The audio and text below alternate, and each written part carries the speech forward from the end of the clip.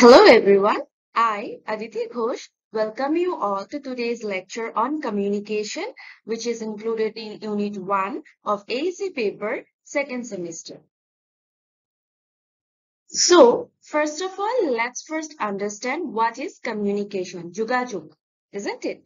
So, communication is the process of exchange of information, ideas, and emotions with the help of words, letters, symbols, and messages which bring about common understanding and response. So, basically, in simple words, we can say that to communicate means to express. যোগাযোগৰ দ্বাৰা আমি নিজৰ মনৰ ভাৱ আমাৰ মাইণ্ডত থকা কথাবোৰ আমাৰ আবেগ গোটেইখিনি কথাবোৰ আমি যোগাযোগ কৰিব পৰা মানে প্ৰকাশ কৰিব পাৰি আছো right so communication is the only medium to express এতিয়া এটো বেলেগ কথা যে কমিউনিকেশন আমি কেনেকে কৰিছো আমি বডি মুভমেন্টছৰে কৰিছো নে ওয়াৰ্ডছৰে কৰিছো নে আমি আৰ্টৰ মাধ্যমে কৰি আছো and so on isn't it that is different but first of all we need to be clear that communication is necessary because we can express our ideas thoughts feelings emotions and so on only through communication right কাৰোবাক যদি আমি কিবা কৈ আছো ওয়াৰ্ডছৰ মাধ্যমেৰে এই কৈ থকা কথাবোৰ হয়তো আমি পঢ়িছো নহলে আমাৰ মাইণ্ডত আছে নহলে আমাৰ এইবিলাক আইডিয়াস বা আমাৰ ফিলিংছ ৰাইট সো আমি বেসিক্যালি প্ৰকাশ কৰি আছো এই প্ৰকাশ কৰি বুজোৱা বা সেই পদ্ধতিটো যত আমি প্ৰকাশ কৰিব পাৰো হেতু যোগাযোগৰ আনেতি কথা কব পৰা okay so basically we can say to communicate is equals to express and the communication is itself derived from a Latin word communicare which means to impart to participate to share or to make common যেতিয়া আমি যোগাযোগ কৰো কথোপকথন যেতিয়া আমাৰ হয় তেতিয়া আমাৰ দুয়োজনৰ মাজত বা যাৰ লগতে আমি কৰি আছো এটা কমন এটা particular common area ulai ahe suppose you are conversing you are communicating with someone on a particular subject matter aru anjano june kuni ase tomar kotha bor teu respond dibo he particular topic tor upor right so basically when we are communicating we are participating our ideas thoughts emotions and feelings and we are also at the same time sharing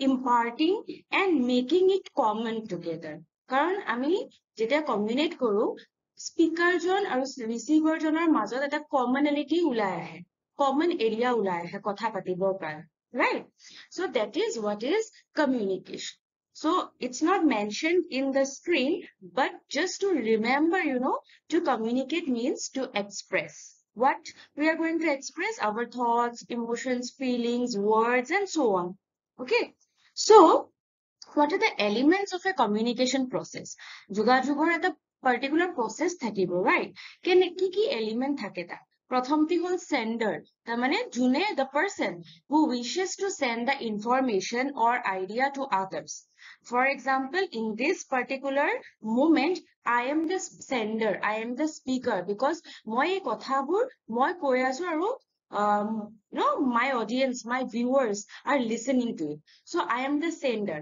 receiver is obviously my audience or my viewer because মই কৈ থকা কথাবোৰ কোনোবাই শুনি আছে শুনি আছে মোৰ ক্ষেত্ৰত মোৰ audience বা মোৰ viewers message মই কি message দি আছো মানে what is the information what is the idea what is the suggestion and so on বিভিন্ন ধৰণৰ কথাবোৰ হেতু হল message then communication symbol here communication symbol refers to different suitable symbols such as letters words sounds gestures and so on particular a platform tut moi ppt use korisu eta মাধ্যম মোৰ sounds ulai ase মোৰ শব্দবোৰৰ দ্বাৰা মই প্ৰকাশ কৰি আছো কথাবোৰ right মই মোৰ tone maintain কৰি আছো বুজাওতে বলে তোমাৰ বিভিন্ন ধৰণৰ symbol হয় বুজাবৰ ক্ষেত্ৰত এই যোগাযোগৰ আমাৰ যোনটো মাধ্যম হৈ আছে এতিয়া তাৰ কাৰণে এইকেইটা মই এডপ্ট কৰি লোৱা symbol হয় so that I can make it possible to make it clear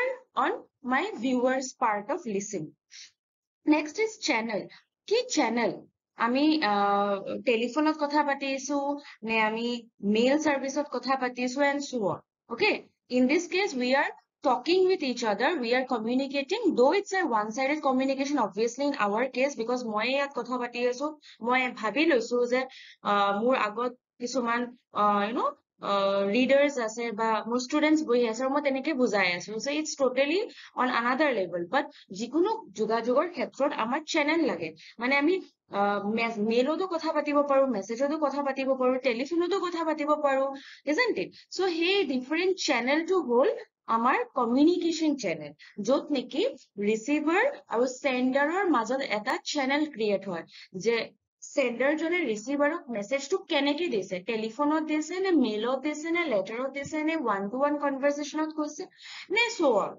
Okay, so that is the channel. আৰু ফিডবেক হ'ল যেতিয়া ৰিচিভাৰ জনে ৰিপ্লাই দিব। এতিয়া মই সাপোজ ইয়াত কিবা এটা কথা কৈ আছো, তো again I will say it's a one sided communication, কাৰণ ইয়াত মই অকল কথা পাতি আছো, মই ভাবি লৈছো মোৰ আগত কিছুমান ষ্টুডেন্টস আছে বা লিসনাৰ্স আছে। বাট এতিয়া যদি আপোনালোকে কমেন্ট বক্সত ইউজ কৰি পেলাই মোক কয় যে মেম আপোনাৰ এক্সপ্লেনেশ্যনটো ভাল লাগিছে বা এইখিনি জায়গা মই বুজি পোৱা নাই, আকৌ এবাৰ বুজাই দিয়ক, বা এইখিনি জায়গা আপুনি আকৌ এবাৰ ৰিপিট কৰক, সেইটো হ'ব মোৰ কাৰণে feedback. Okay, so feedback in a very simple word means when you are responding back. এতিয়া সেইটো ভাল নে বেয়া সেইটো পিছৰ কথা, কিন্তু ৰেসপন্ড ফাৰ্স্ট কৰিব লাগিব। So that is feedback. I hope it's clear. So what is the communication cycle? কমিউনিকেশ্যনৰ এটা চাইকেল থাকে, ইয়াত মই দেখুৱাইছো ডায়াগ্ৰামৰ সৈতে। চাইকেলটোত থাকে sender, encoding, channel, decoding and receiver. Okay, so' এই যে সেন্ডাৰৰ পৰা ৰিচিভাৰৰ মাজত এইখিনি ৱৰ্ডছ এনকোডিং, চেনেল আৰু ডিকোডিং, এইখিনি ৱৰ্ডছৰ দিয়াৰ আমাৰ চাইকেলটো কমপ্লিট হয়। We all know that a communication is meaningful, is successful only when it reaches the receiver in its fullest essence.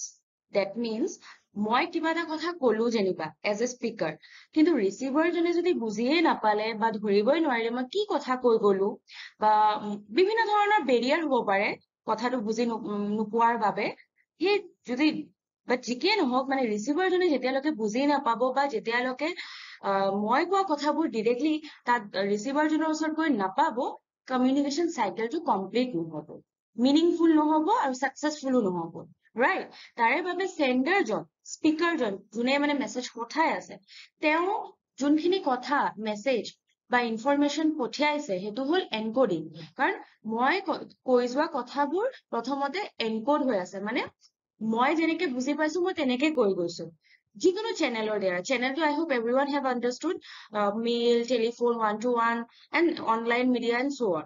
চ' মই দিয়া মেছেজটো এনকোডিং হয়, চেনেলৰ দ্বাৰাই দিম কাৰণ আমাৰ চেনেল লাগিবই দিবলৈ। চ' মই দিয়া মেছেজটো চেনেলৰ দ্বাৰা যেতিয়া ৰিচিভাৰক পঠাইছো, ৰিচিভাৰে সেইটো ডিকোড কৰিব পাৰিব লাগিব, ৰাইট? পাৰিব লাগিব নে নোৱাৰিলে সেইটো পিছৰ কথা, কিন্তু decoding is a must. Encoding and decoding, encoding means when it's covered up, decoding means when it's open. যে কি covered up আৰু কি open, ইয়াত মেছেজ আৰু ইনফৰমেশ্যন বা স্পিচ বা মোৰ আইডিয়াছ, থটছ, ফিলিংছ, ইমোশ্যনছ, বেচিকেলি সেন্ডাৰে কৰিব বিচৰা যোগাযোগটো ৰিচিভাৰে যেতিয়া ডিকোড কৰি ল'ব, বুজি পাব। ডিকোড কৰা মানেতো আমি ওপেন কৰি দিছো, যোনটো কভাৰ আপ হৈ আছিলে, যোনখিনি আইডিয়াছ হিডেন হৈ আছিলে সেইখিনি আমি ওপেন আপ কৰি দিছো। চ' এজন ৰিচিভাৰে যেতিয়া সেইখিনি কথা ডিকোড কৰি ল'ব পাৰিব, তেতিয়াহে আমাৰ চাইকেলটো কমপ্লিট হ'ব। So that's why when a sender encodes a message through a channel, and then it gets decoded by a receiver, and that's how the cycle gets repeated. Okay, and cycle means it will revolve, I mean it will round again and again, কারণ মই কিবা এটা কথা কলো, ৰিচিভাৰে জনে বুজি পালে, ৰিচিভাৰে আকৌ মোক ফিডবেক দিব, আকৌ মই সেইখিনিৰ উত্তৰ দিম, আকৌ ৰিচিভাৰে দিব, সো সেইকাৰণে এইটো চাইকেল বুলি কোৱা হৈছে। What is the importance of communication? Because এতিয়ালৈকে আমি যিখিনি কথা বুজি পালো, তাত আমাৰ এটা বস্তু ক্লিয়াৰ হৈছে that communication is an essential process. আমাৰ ডে টু ডে লাইফৰ কাৰণে কমিউনিকেশ্যন খুবেই গুৰুত্বপূৰ্ণ কথা, এটা প্ৰচেছ, এটা পদ্ধতি বুলি ক'ব পাৰি আমাৰ ডে টু ডে লাইফ ইণ্টাৰেকশ্যনৰ কাৰণে। কাৰণ আমাৰ ভিতৰত, মনৰ ভিতৰত বা মাইণ্ডৰ ভিতৰত থকা কথাবোৰ, আমি ভাবি থকা কথাবোৰ বা আমাৰ বিভিন্ন ধৰণৰ সাৰ্কামস্টেন্সবোৰ আমি কেতিয়া প্ৰকাশ কৰিব পাৰিম যেতিয়া আমি কমিউনিকেট কৰিম, isn't it? প্ৰকাশ কৰা মানেতো কমিউনিকেট কৰা।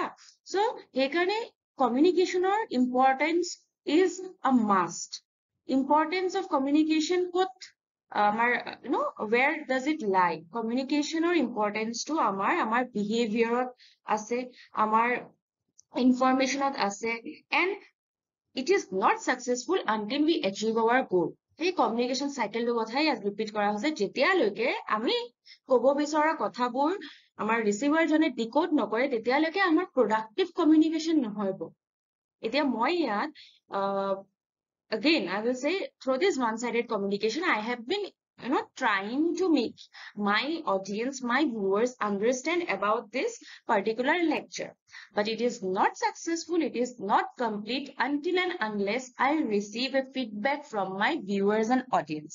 And that's why I will ask all my students, my viewers, my audience to kindly use the comment box and drop some maybe remarks, suggestions, good notes, bad notes, queries, and so on, so that I feel satisfied that my communication has been successful, and I also getting clarity that how much I have been able to justify my lecture. Okay, so that's the importance of communication. And one more importance of communication is that it binds people together. এতিয়া আমি sender আৰু receiver মাজত এটা connection create কৰো through communication, isn't it? And that's how it also improves our morale, our behavior, our ethicalities in case of any kind of organization. যেতিয়ালৈকে আমি communicate নকৰিম তেতিয়ালৈকে আমি আমাৰ মাইণ্ডত ৰিভল্ভ হৈ থকা কথাবোৰ, মনত ৰিভল্ভ হৈ থকা কথাবোৰ এক্সপ্ৰেছ নকৰিম তেতিয়ালৈকে চাগে আমাৰ পাৰ্চনেলিটিটো ইভল্ভো নহবগে, isn't it? Whatever we know, whatever we know, I'm not telling it should be right, it should be wrong and so on, but যিখিনি আছে যেতিয়ালৈকে এক্সপ্ৰেছ নকৰিম আমি কমিউনিকেট কৰিব নোৱাৰিম, আৰু কমিউনিকেট কৰিব নোৱাৰিলে আমাৰ পাৰ্চনেলিটিটো develop নহবগে। And that's why it's quite important in case of communication. But above all these things, one thing is for sure, that communication is the only way to express, even in our everyday lives, even in our everyday interactions. Clear? I hope you have understood. And the last few importance of communications are, it helps us in proper planning of events and responsibilities.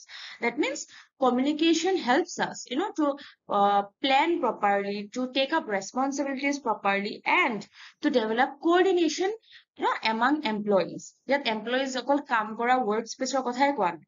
It's universal, or it's on a very general note. আমি কমিউনিকেশ্যনৰ দ্বাৰাই আমাৰ building strong কৰিব পাৰিম, মানে আমাৰ bonding strong কৰিব পাৰিম, আমাৰ ৰেছপনচিবিলিটিজবোৰ আমি আৰু ক্লিয়াৰলি বুজি পাম, আমাৰ ইভেন্টছবোৰ আমি ক্লিয়াৰিটি আহিব বেচিকেলি, isn't it? কমিউনিকেট কৰিলে। And communication is also one of the bases to build some trust and confidence. Until we are able to express our thoughts, ideas, emotions, feelings, and so on, no one will understand us. কেতিয়াবা হয় নহয়, আমি যে কওঁ আমাক বুজি নাপায়, no one understands me, চাগে কৰবাত আমাৰ lack of communication হৈ গৈছে, আমি আমাৰ ভিতৰত, মনৰ ভিতৰত থকা কথাবোৰ আমি চাগে এক্সপ্ৰেছ কৰিব পৰা নাই যেনেকে কৰিব লাগিছিল, হয়নে? So communication helps in clarity of ideas, in clarity of thoughts, in clarity of emotions, in clarity of feelings, and in this way it gains some mutual trust and confidence. Okay, so yes, that's all. Thank you all of you. Again, I will say that please use comment box to drop any statements, remarks, suggestions, whatever you wish, so that I can find that my today's communication has been successful, has been decoded by my listeners, my viewers, and my dear audiences. So that's all. Thank you, everyone.